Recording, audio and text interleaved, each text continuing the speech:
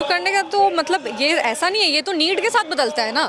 अभी जैसे बच्चे जाएंगे बाहर और उनको जॉब अप्लाई करना पड़ेगा तो नेचुरली वो सारा रिक्वायरमेंट आ जाएगा, तो उनको पता चल जाएगा कि नहीं ये सारा चीज़ भी हमको करना है। तो हम लोग भी कैसे समझते हैं, ऐसे ही समझते हैं। और आने वाले समय में हमें लगता है कि शिक्षा का क्षेत्र, जैसे सारे क्षेत्र रेवोल्यूशनाइज हो रहे हैं। आज हम लोग एआई का बात करते हैं, आर्टिफिशियल इंटेलिजेंस का बात कर रहे हैं, हम लोग डिजिटल होने का बात कर रहे हैं, हम लोग कंप्यूटर का बात कर रहे हैं। तो ऐसे में आपके जो सरकारी स्कूल्स हैं उनको भी तो एडिशनल कोर्स देना ही पड़ेगा, ताकि जो सरकारी स्कूल में बच्चे पढ़ रहे हैं वो भी उस लायक बने कि आगे चल के वो भी एआई का प्रयोग कर सके, वो भी टेक्निकल जो चीज़ें हैं वो समझ सके। नमस्कार, न्यूज़ बाइस्कोप देख रहे हैं आप। मैं मनीष वर्मा। इस वक्त हमारे साथ सांसद संभवी जी मौजूद है। संभवी जी, स्वागत है आपका news bioscope. Thank you. Sambhavi ji, आज एजुकेशन की बात हो रही थी, आप यहाँ पर आई भी थी, एजुकेशन की बात हो रही है। आप इस क्षेत्र की सांसद हैं, आप इस क्षेत्र में एजुकेशन की बात करें तो किस तरह से आपको लग रहा है अभी एजुकेशन की और ज़रूरत है और किस तरह से बढ़ावा देने की कोशिश आपके द्वारा की जाए? देखिए, एजुकेशन जो गवर्नमेंट का जो स्टेप्स होता है, प्राइमरी स्कूल हो या फिर सीनियर सेकेंडरी स्कूल हो या कॉलेजेस हो, वो सारे समस्तीपुर में है। बट हाँ, फैसिलिटीज़ को और अपग्रेड करने की आवश्यकता है। अगर एक सांसद होने के नाते हम ये कहें तो ये कह सकते हैं कि ये सारे जो स्कूल्स एंड कॉलेजेस हैं उनको मॉडर्न टेक्नोलॉजी से इक्विप करने की, अब स्मार्ट क्लास आ गया, स्मार्ट क्लासेस का उपयोग होता है। जैसे जैसे हम लोग आगे बढ़े वैसे वैसे दुनिया डिजिटलाइज हो रहा है, वैसे में स्टूडेंट्स का भी जो मेथड ऑफ लर्निंग है वो भी डिजिटल होते जा रहा है। तो ऐसे में डिजिटली इक्विप करना है उन लोग को। जो सारे कोर्सेज होते हैं, जैसे टेक्निकल कोर्सेज का ट्रेनिंग आजकल होता है, तो ये सारी चीज़ें भी हैं जो आपके रेगुलर पढ़ाई से, जैसे सीबीएसई आईसीएसई बोर्ड्स होते हैं, उसके बाद ये सारे टेक्निकल ट्रेनिंग होता है। जैसे आपके कंप्यूटर लैंग्वेजेस होते हैं, सीए हो गया, जावा हो गया, C++ हो गया, ये सारा का ट्रेनिंग हो, या फिर कैसे प्रेजेंटेशन बनाते हैं, एक्सेल शीट्स बनाते हैं, माइक्रोसॉफ्ट बनाते हैं, ये सारी चीज़ों का आवश्यकता हमको लगता है मॉडर्न एज में अब ज़्यादा हो गया। तो ये सारों को भी एक एडिशनल कोर्स के माध्यम से इनको इंक्लूड करना चाहिए। पर हम ये मानते हैं कि धीरे धीरे सरकार जो है वो जैसे जैसे टाइम बढ़ते जा रहा है वो अपने आप को रेवोल्यूशनाइज करते जा रही हैं, और एजुकेशन का फील्ड जैसे जैसे बदलते जा रहा है वैसे वैसे उसके नीड्स भी बदलते जा रहे हैं। और आने वाले समय में हम लोग भी यही प्रयास कर रहे हैं कि कैसे कैसे हम लोग गवर्नमेंट स्कूल्स को स्मार्ट क्लास के मतलब स्मार्ट क्लास इनेबल्ड करें उनको। और हमने तो अपने 5 साल की सैलरी भी डोनेट की है जो समस्तीपुर की बच्चियाँ हैं उनको पढ़ाने के लिए। उनके कई हमेशा देखते कि आर्थिक जो कोई परिवार आर्थिक रूप से मजबूत नहीं होता तो सबसे पहले बच्ची की शिक्षा को कॉम्प्रोमाइज़ कर दिया जाता है। तो ऐसे में उन बच्चियों को हम लोग प्रोत्साहित करेंगे, आगे पढ़ने के लिए सहायता राशि दी जाएगी ताकि वो अपनी पढ़ाई को पूरा कर सके।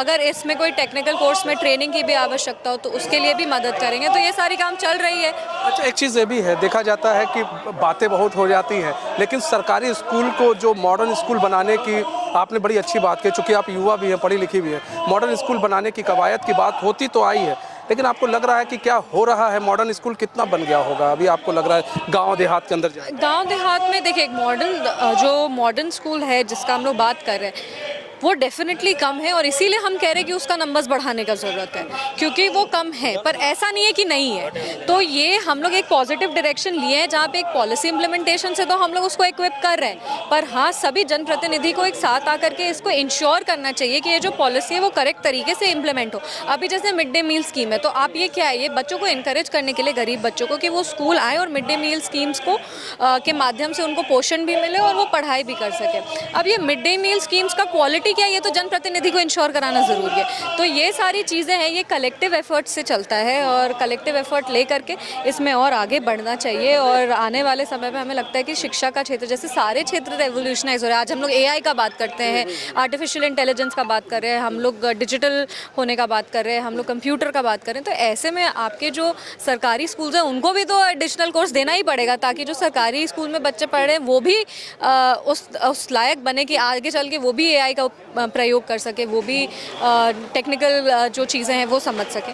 तो आने वाले समय में ये सारा काम होगा, अभी भी हो रहा है, ऐसा नहीं है कि नहीं हो रहा है। पर जिस स्पीड पे होना चाहिए वो स्पीड पे हम लोग लेके जाएंगे, जो युवा जनप्रतिनिधि हैं वो लेके जाएंगे। अच्छा, स्किल की अभी आपने बात की कि स्किल मिलना चाहिए, स्किल की कई सारी जावा सीखें लोगों को, और अभी जैसे डेवलपमेंट करें, कुछ भी हो, अपना वेबसाइट को लेकर भी इस तरह की बातें प्रधानमंत्री भी कहते हैं। लेकिन स्किल डेवलपमेंट के प्रति लोग कितने जागरूक किए जा रहे हैं गाँव देहात में बच्चे, क्योंकि जागरूकता की कमी है और उनको जागरूक करने के लिए सरकारें क्या कर रही हैं? नहीं, जागरूक करने की आवश्यकता, जागरूक करने का तो मतलब ये ऐसा नहीं है, ये तो नीड के साथ बदलता है ना। अभी जैसे बच्चे जाएंगे बाहर और उनको जॉब अप्लाई करना पड़ेगा, तो नेचुरली वो सारा रिक्वायरमेंट आ जाएगा, तो उनको पता चल जाएगा कि नहीं ये सारा चीज़ भी हमको करना है। तो हम लोग भी कैसे समझते हैं, ऐसे ही समझते हैं कि जब आप जैसे जैसे आगे चल के ना जो जॉब रिक्वायरमेंट है उसमें ये इम्पेरेटिव हो जाएगा, मतलब ज़रूरी हो जाएगा कि नहीं ये सारे आपको ट्रेनिंग चाहिए। जैसे आज जब आप कहीं जॉब अप्लाई करते हैं तो सबसे पहले लोग यही देखते हैं कि भाई माइक्रोसॉफ्ट आता है कि नहीं, प्रेजेंटेशन बना सकते हैं कि नहीं, एक्सेल शीट बना सकते हैं कि नहीं, ईमेल रिप्लाई कर सकते हैं कि नहीं, तो ये सारी चीज़ों को देखा जाता है। तो ऐसे ही ऐसा नहीं है कि बच्चे जागरूक नहीं हैं, बच्चे जागरूक हैं, बच्चों में ये हो रहा है। पर हाँ, ये हम लोग ना थोड़े गांव देहात में लोग अभी भी ट्रेडिशनल हैं।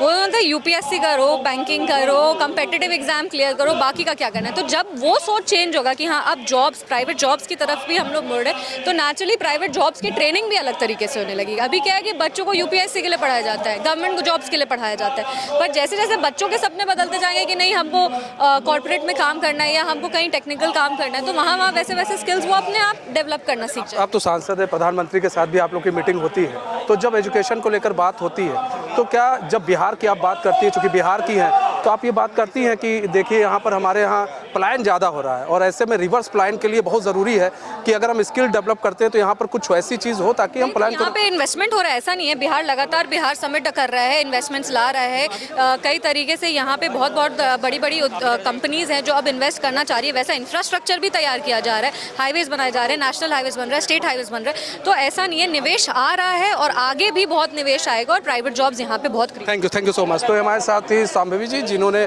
साफ तौर पर कहा कि एजुकेशन को लेकर अभी गांव देहात में बहुत सारी चीज़ें हैं वो करने बाकी हैं, वो करना ज़रूरी भी है। फिलहाल इस ओर जो पलायन को लेकर रोकने की कोशिश की जा रही है, एजुकेशन को लेकर बिहार को बढ़ाने की कोशिश की जा रही है, सरकारी स्कूल को और डेवलप करने की कोशिश की जा रही है ताकि सरकारी स्कूल जो है मॉडर्न स्कूल बन सके। लेकिन अब कितना बनते हैं ये तो आने वाला वक्त बताएगा। फिलहाल मुझे और मेरे सहयोगी कैमरामैन हीरा को दीजिए इजाज़त, तो खबरों के साथ बने रहने के लिए देखते रहिए न्यूज़ बाय स्कोप। नमस्कार।